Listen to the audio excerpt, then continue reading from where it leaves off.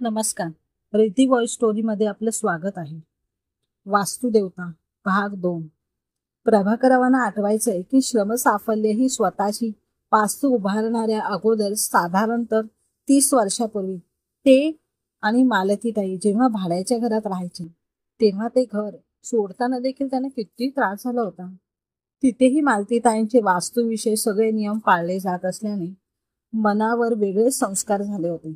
ते भाड्याचं घर असूनही सोडताना जणू ते म्हणत होतं, आमचा आशीर्वाद आहे तुमच्या बरोबर, खूप यश मिळावं, मोठे व्हा. घरातून सगळं साहित्य टेम्पोत भरल्यावर पुन्हा मालतीताई घरात जाऊन चारी भिंतींवर एखाद्या लहान मुलाला कुरवाळल्यासारखं हात फिरवून डोळ्यातील आसवे गाळत उभी होती. शेवटी आपणच जाऊन मालतीला सावरून बळेच बाहेर घेऊन आलो होतो. तेव्हाची घराबाहेर येऊन तिने घराला नमस्कार करून तुझा आशीर्वाद राहू दे आमच्या बरोबर अशी प्रार्थना केली होती. खरंच आहे आपल्यावर वास्तूचा आशीर्वाद. आणखी एक गोष्ट मालतीताई आवर्जून करायचा ते म्हणजे आठवड्यातून एकदा घरातील जो काही फ्लश एरिया आहे तिथे मोठं मीठ टाकायचं. थोडक्यात सांगायचं तर kitchen, basin, wash basin, toilet, bathroom सगळीकडे त्या ओंजळ मोठं मीठ टाकायचं. असं केल्याने घरातील नकारात्मकता निघून जाते असं त्यांचं मत आणि अनुभव होता. त्यांच्याबरोबरच स्वयंपाक करताना अगोदर गॅस शेगडीला नमस्कार करणे, तसेच गाडी चालवण्या अगोदर स्टेअरिंगला नमस्कार करणे, या गोष्टी करणे हाही एक नियम बनवला होता. घरातील सुनबाईंना हे देखील पटायचं नाही, पण करावं लागायचं. मालतीताईंनी कांचन, प्रियंका आणि सारा तिघींनाही त्यांची कामे वाटून दिली होती. घरातील धुणं भांड्याला कामवाल्या मावशी होत्या, पण स्वयंपाक करणे, झाडाला जातीने पाणी घालणे, अंगणात सडा मारणे, रांगोळी काढणे, 4-5 दिवसाने घरात असणाऱ्या सोफे, बेड, खिडक्यांचे दारांचे पडदे धुवायला टाकणे, देवपूजा सांजवात करणे, ओवा, कापूर, मीठ टाकणे, हॉलमध्ये रोज ताजी फुले ठेवणे, सुकलेली फुले टाकणे, फर्निचर पुसणे, अधूनमधून धूप जाळणे, पाहुण्यांचं आदराने स्वागत करणे, त्यांना हवं नको ते पाहणे, या आणि अशा बऱ्याचशा गोष्टी मालतीताईंनी सुनांच्या कामाच्या क्लासच्या वेळा पाहून आणि त्यांची गैरसोय न होता वाटून दिल्या होत्या. सुनबाई या सगळ्या जबाबदाऱ्या पार पाडत त्यामुळे वास्तू एकदम प्रसन्न आणि टवटवीत राहील. आपसुकच घरातील वातावरण खेळीमेळीचे होईल. हे सगळं त्या तिघी मालतीताईंच्या सांगण्यावरून त्यांची मर्जी सांभाळण्यासाठी करत, पण मनातून त्यांना वास्तू आशीर्वाद देते वगैरे या गोष्टीवर तितकासा विश्वास बसत नव्हता. मालतीताईंच्या तीक्ष्ण नजरेला हे जाणवायचं. बऱ्याच वेळा मालतीताईंना हा प्रश्न देखील पडायचा की आपल्या मागे यांनी हे सोपस्कार करायचे सोडले तर नकोच हा विचार, पण त्यावर काहीतरी उपाय शोधून काढायचं हवं होतं. हे दूरदृष्टी असणाऱ्या मालतीताईंनी पटत होतं आणि म्हणूनच त्या एक शक्कल लढवतात. मागील 20 वर्षात कधीही घर न सोडून राहणाऱ्या मालतीताई महिनाभर बहिणीकडे राहून येते सांगून निघतात. बरोबर प्रभाकरवांना घेतात. मालतीताईंचा चक्क घरावर एवढं प्रेम असून महिनाभर घर सोडून जाणार या विचारानेच मुलांना आणि सुनांना आश्चर्य वाटलं.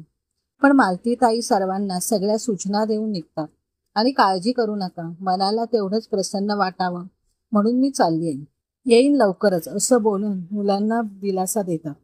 नेहमी तुझं आहे तुझं पाशी, परी का बाहेर शोधशी म्हणणारी मालती आज बाहेर जाऊन मन प्रसन्न करणाऱ्या गोष्टी का करते हा प्रश्न प्रभाकरवांनाही पडला होता.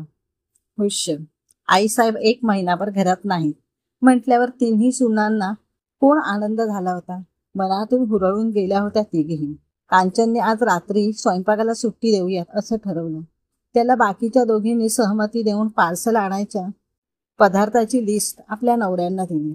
संध्याकाळी देवासमोर दिवा लावला, पण तो पूर्ण अंधार पडल्यावर 8 वाजता प्रथमेश, रमेश, पृथ्वी घरी आल्यावरतीही त्यानं घर वेगळंच भासलं.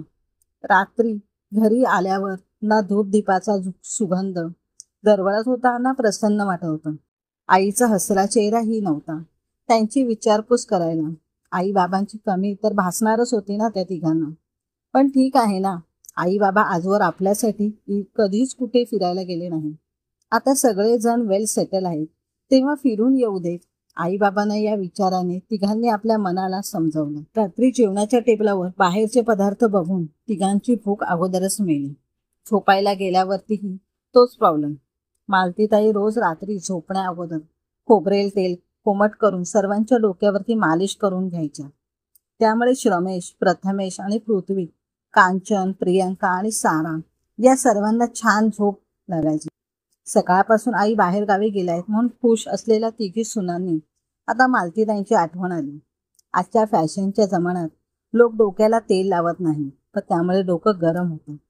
त्यासाठी निदान रात्री तरी डोकं शांत होऊन झोप लागण्यासाठी डोक्याला तेल लावणं गरजेचं आहे, असं मालतीताईंचं मत होतं. आणि आज त्यांची प्रचिती घरातील सर्वांना आली. दुसऱ्या दिवशी उठायला सर्वांनाच उशीर होतो, कारण रात्री कोणाचीच व्यवस्थित झोप झाली नव्हती. सकाळी उशिरा उठल्यामुळे तिघा मुलांची आणि त्यांच्या बायकांची चिडचिड सुरू होती. मालतीताईंचा घरातील आणखी एक नियम म्हणजे घरातील वस्तू जागेवर ठेवायची. ही देखील इथे सर्वांसाठी फायदेशीर ठरते. त्यामुळे एक टेन्शन नव्हतं.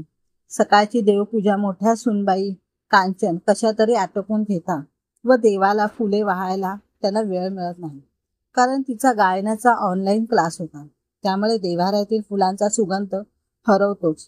पण कांचन नेहमी ज्या सुरात गाणे गात असते त्या दिवशी तो सूर देखील बिघडलेला असतो.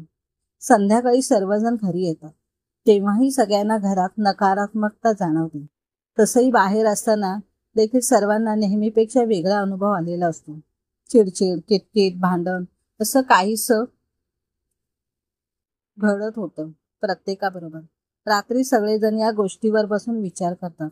त्यांना कळून चुकते की मालतीताईंनी घरातील जे काही नियम लावले आहेत ते योग्यच आहेत. फक्त पैसा कमावला म्हणजे सर्व काही होत नाही. तो टिकतो तो वास्तू आशीर्वादामुळे. आपण ज्या घरात राहतो, ज्या घरासाठी पैसा कमावतो, त्या घरात काम करायला आपणाला वेळ नसतो.